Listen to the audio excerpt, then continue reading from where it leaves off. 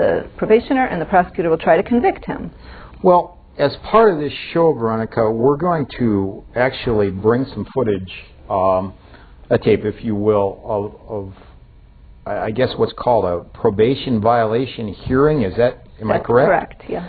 And like any judicial hearing, I mean, it's held in the courtroom. It's your department that actually is moving forward on this, correct? Correct. You've brought the charges, so to speak. Right. I mean, well, no, so to speak, you did. Mm-hmm.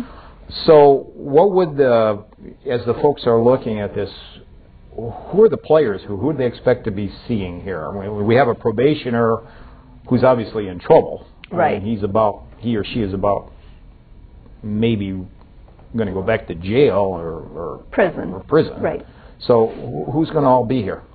The probationer, obviously, the probation officer who brought the charges, the defense attorney, the prosecutor, and the judge.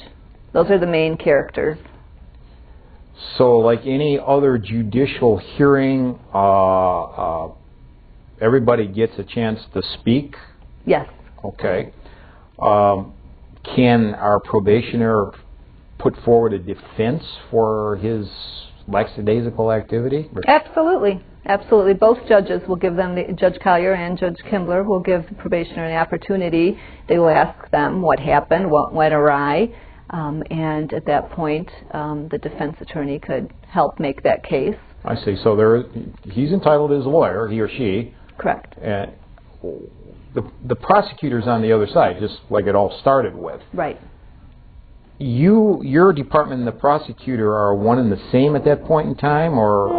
No. We bring charges against the defendant. But if something materializes, and we maybe didn't have all of the information at the hearing, and, the defense attorney can come up with some sort of, let's just say, for example, if they were driving under suspension, and that's what we violated them for. Well, the probationer came to us and possibly didn't have any verification that maybe he got his license reinstated. Okay. So when we have to do what we have to do at that time, and then the defense attorney will try to make that argument, and maybe he'll have a piece of paper that'll say, look, sure, that has changed since. Or oftentimes that will happen with restitution payments. We'll see somebody and we'll say, you haven't paid the victim for 2 or 3 months now, and we have to take you back to court. You're going to have to explain to the judge why you did not pay the victim. And then by the time they get up to court, they will often have made those payments. Sure. So sometimes the scenario has changed by the time you get before the judge. What's it's fairly obvious, but our judges, your two bosses, they're going to have the last say here, right? Absolutely.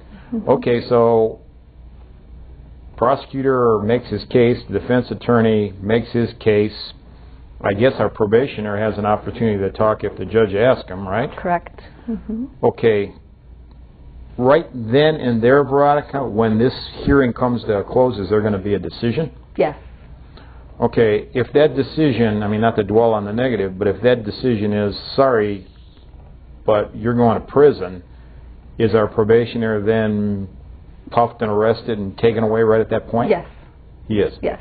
And that is exactly correct, John. We deal with prison population. So most of our people do go to prison, whereas the municipal court, their offenders will go to jail. I see.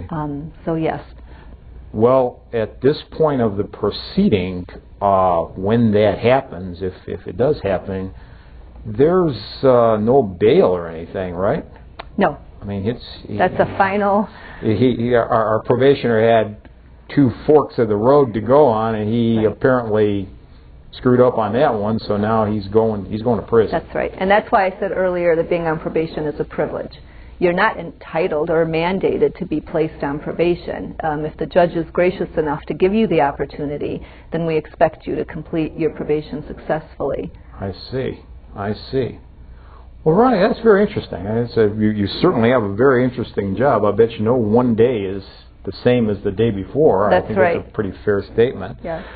Well, Veronica, I'd like to thank you for being our guest today on this episode of Law Talk. To view this episode and others, go to our website at www.CZ-CLEP.org. I am John Celebrezze, and I thank you for tuning in to Law Talk.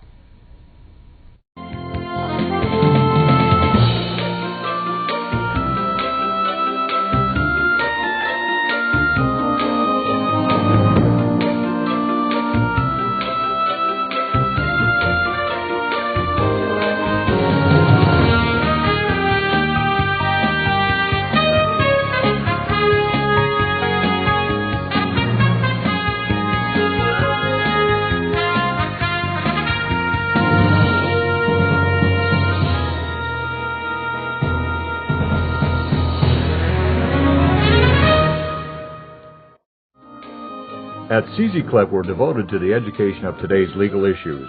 Fueled by the public's keen interest in our legal system and current events, CZ-CLEP is dedicated to the educational venues aimed at enhancing the understanding by all citizens. For a complete listing of dates and times for this telecast, tune in to WCTV Channel 15 or log on to wadsworthcity.com and follow the links to WCTV. I'm John Celebrezze. Please join me in getting a better understanding about the law.